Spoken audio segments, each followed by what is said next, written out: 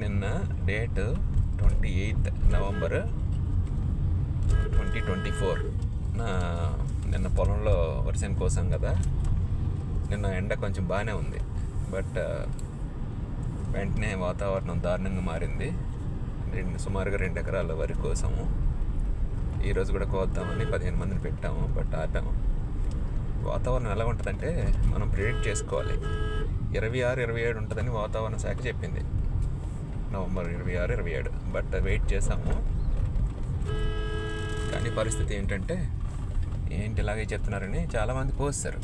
ఇక్కడ రైతులు ఎత్తుతున్నారు, గాలి కుప్పలు అంటారు, గాలి కుప్పలు పెడుతున్నారు. ఇప్పుడు మనకి గాలి కుప్పలకు పెట్టడానికి కూడా అవకాశం ఉందో లేదో చూడాలి. సో ఈరోజు మానిపించాము.